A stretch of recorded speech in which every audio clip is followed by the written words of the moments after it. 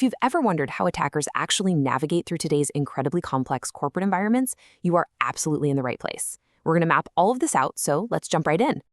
So, ask yourself, what if hackers aren't actually breaking in?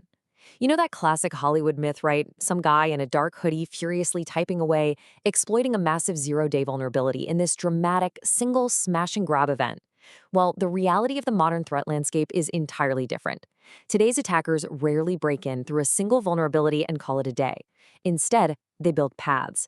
They carefully, quietly chain together small, seemingly low-risk weaknesses across your identity systems, your networks, and your cloud platforms.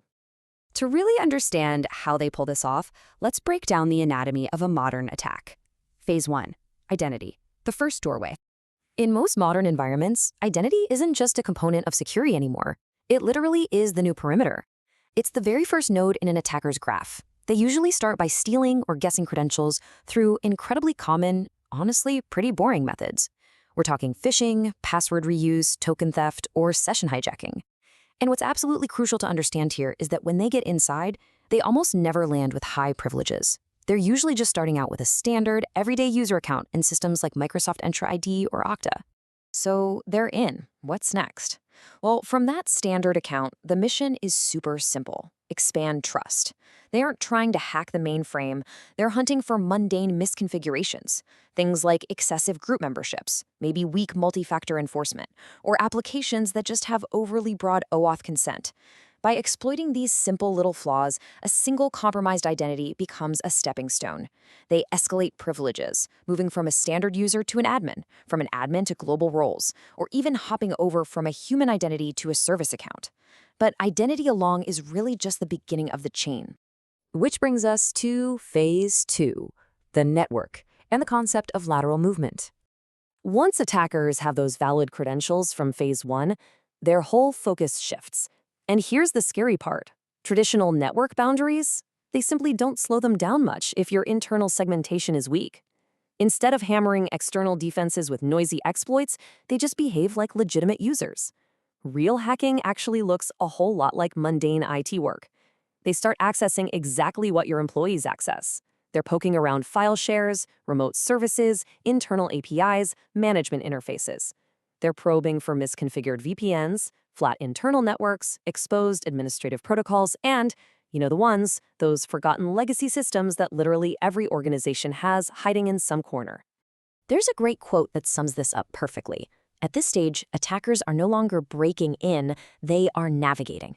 This requires a total shift in how we think about them. They are explorers. One compromised workstation might reveal cached credentials. Boom, those credentials unlock another system. That system exposes another subnet. Every single step is small, quiet, and seemingly insignificant on its own, but the chain is growing. And that chain eventually leads to Phase 3, the cloud, the absolute crown jewels. This is where modern environments become the ultimate target. Platforms like AWS, Azure, Google Cloud, this right here is the climax of the attack path, the exact place where identity and infrastructure truly converge. What's terrifying is just how little it takes to cause massive damage at this stage. Attackers pivot from those on-prem systems straight into cloud control planes. They enumerate IAM roles, inspect storage buckets, and hunt for secrets left behind in config files. If they can escalate privileges here, they've won. They've reached the ultimate prize, access to production databases, backup systems, and workloads at scale. Let's put this all together into a sequence you've probably seen play out in real-world breach reports. It often kicks off with a simple phishing email that steals a user's credentials. Now, that user happens to have access to a VPN, which brings the attacker into the corporate network. Once inside, the attacker finds a random machine with cached admin credentials. Those credentials grant them access to a server hosting deployment keys. And, you guessed it, those keys allow access straight into the cloud environment, where the attacker assumes a privileged IAM role, disables logging, and exfiltrates your sensitive data. Now, here is the really wild part. Absolutely no single step in that entire 5-step path was extraordinary.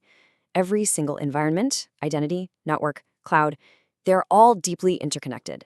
And because attackers exploit those connections, the true danger isn't any one specific flaw. The power and the danger lies entirely in the chain. Which brings us to a huge fundamental mismatch in how we fight these threats. Historically, security teams operate in these isolated silos. The identity team is staring at identity alerts. The network team is hunting traffic anomalies. The cloud team is tracking down misconfigurations. Each signal looks tiny on its own. But modern attackers? They're playing a completely different game. They think in connected graphs. They see the paths. The full attack path only becomes visible to us when we finally start connecting those signals across the silos. And that is exactly where attack path analytics comes into play. This is a total game changer. It isn't just about asking, hey, what vulnerabilities exist out there? It asks a much more important question. How can these vulnerabilities actually be chained together to reach something critical? It builds a dynamic graph of your entire environment, users, devices, roles, assets, and actually computes the viable paths an attacker could take from a low-privilege starting point all the way to your high-value targets. Once you have that dynamic map, well, everything changes. Let's look at the 3 pillars of defense for disrupting the chain. This is how we take that graph data and use it to actively disrupt the attacker. Attack path analytics basically gives defenders 3 proactive superpowers: visualization, prioritization, and disruption. This is your core strategy for shifting away from a stressful reactive posture into actively breaking the chain. Let's break each of these down real quick. First up is visualization. Instead of staring at a dashboard and drowning in thousands of disconnected, flashing red alerts, your security teams can literally see the attack routes. You see the whole progression, the phished user to the lateral movement to the privilege escalation, right up to the cloud role assumption and sensitive data access. This completely transforms security from a reactive investigation into a proactive understanding of how your environment actually operates under the hood. Next is prioritization. And trust me, this is huge for managing your daily workload. Not all vulnerabilities matter equally. Think about it.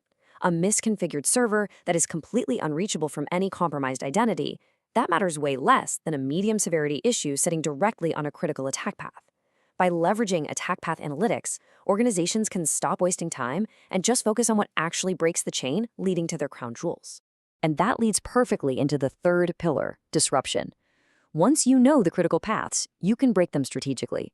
We don't have to play an impossible game of whack-a-mole, trying to patch every single vulnerability under the sun.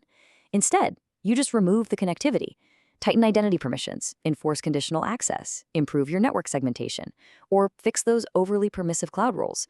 You simply cut the path. This right here brilliantly illustrates the ultimate paradigm shift we're talking about today. Perimeter defense asks an impossible question. How do we block every single attacker entry? But graph defense asks a much smarter, totally achievable question. How do we ensure no viable path exists from an entry point to an actual impact? In mature environments, this graph defense mindset fundamentally changes daily operations across all your teams. Your identity folks start adjusting role designs based on actual path exposure. Your cloud teams continuously review the routes that allow privilege escalation. And your network engineers design segmentation based on what can actually reach critical assets instead of just relying on rigid, static zones. Security just becomes this continuous, ongoing process of breaking chains before they can ever be used. Modern attacks are not single events. They are sequences. The difference between a minor compromised system and a massive headline-making breach is almost always just one unnoticed, connected path that nobody saw in time. Attack Path Analytics gives you the exact lens you need to see those sequences first.